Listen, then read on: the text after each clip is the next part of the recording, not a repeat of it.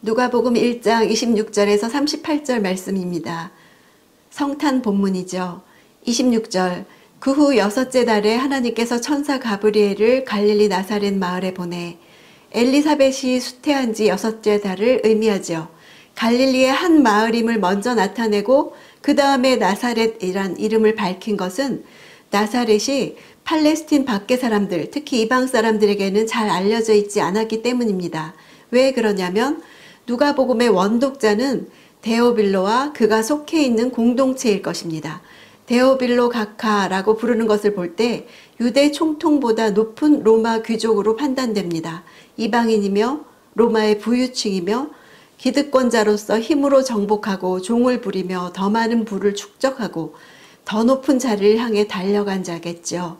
그러나 승리도 풍부도 그를 행복하게 하지 못했을 것입니다. 그때 누군가로부터 예수 그리스도에 대해서 들었겠지요. 그는 십자가형에 처해졌고 그 도를 이방 지역에 전파하던 지도자 바울이란 사람도 감옥에 갇혀 있다고 들었겠지요.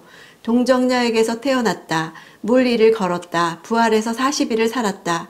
승천하는 장면을 본 자들이 있다는 등 말도 안 되는 이야기들을 듣고 비웃어 버렸으나 그리스도인이라 불리는 그들은 왠지 행복해 보였습니다. 데오빌로는 인생의 전환점에 서서 누가를 통해 예수에 대해 보고 듣고 느끼고 확인하고 있습니다.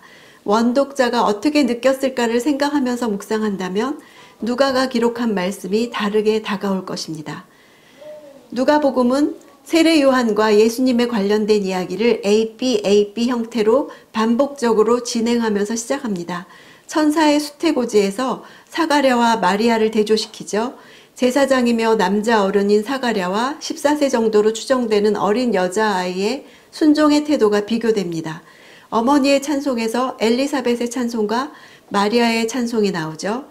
빈들에서 자라가는 세례 요한과 구유에서 탄생한 예수님이 나옵니다. 27절, 한 처녀에게 가게 하셨는데 그 처녀는 다윗의 가문에 속한 요셉이라는 남자와 약혼한 마리아였습니다.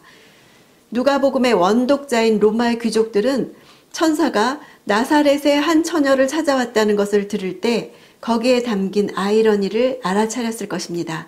고고학적 증거를 보면 수세기 동안 외딴 곳 나사렛에서 농사를 짓고 가축을 치면서 살았던 유대인의 수는 200명이 채 되지 않았던 것으로 추정합니다. 그런데 로마인들이 이스라엘에 대한 지배를 강화하면서 나사렛은 로마식 목욕탕을 갖춘 군사 주둔지로 탈바꿈했습니다. 이런 이방인들과의 잦은 접촉과 군기가 해이했던 당시 군인들의 타락한 행태로 인해서 결과적으로 나사렛에 사는 유대인들은 부도덕하다, 그런 평판이 널리 퍼지게 됐습니다. 훗날 나다나엘은 예수님이 나사렛 출신이라는 말을 들었을 때 나사렛에서 무슨 선한 것이 날 수 있겠느냐고 했죠. 이런 배경 속에서 누가는 한 문장 안에 처녀라는 단어를 2번이나 사용하면서 마리아가 동정녀임을 강조하고 있습니다. 28절, 천사가 마리아에게 가서 말했습니다. 기뻐하여라. 은혜를 입은 자여, 주께서 너와 함께 하신다.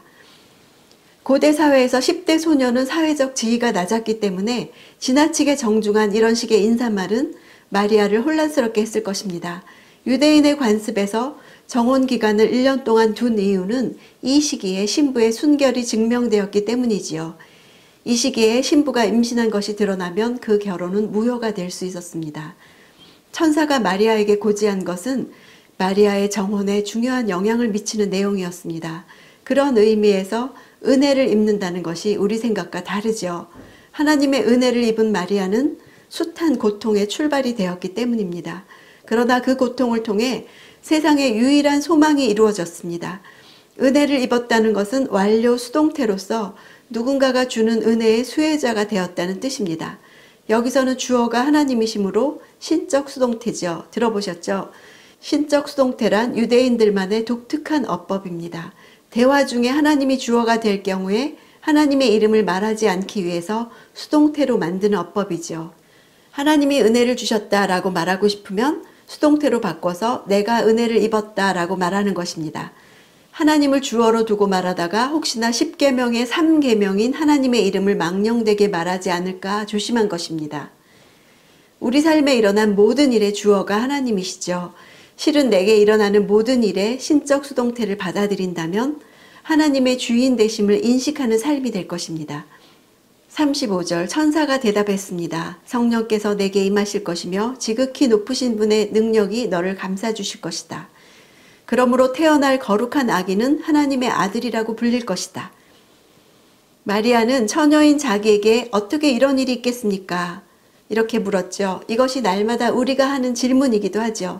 이런 내가 어떻게, 나에게 어떻게 그런 일이, 나의 한계를 우리는 넘어서지 못합니다.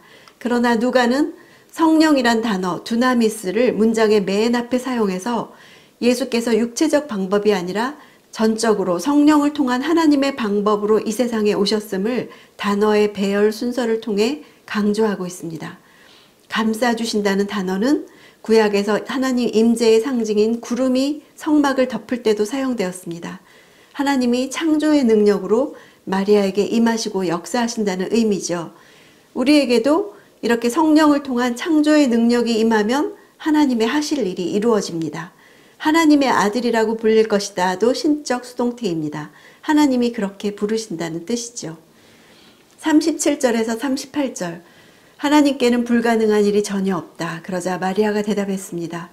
보십시오. 저는 주의 여종입니다. 당신의 말씀대로 제게 이루어지기를 원합니다.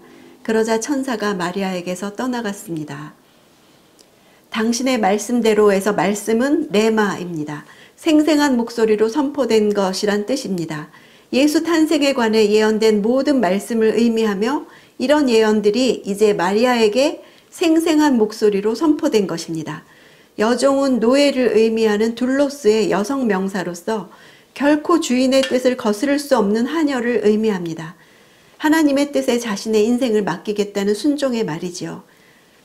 개역 성경에는 나오지 않고 우리말 성경에는 번역된 단어가 있습니다. 보라, 보십시오가 맨 앞에 나옵니다.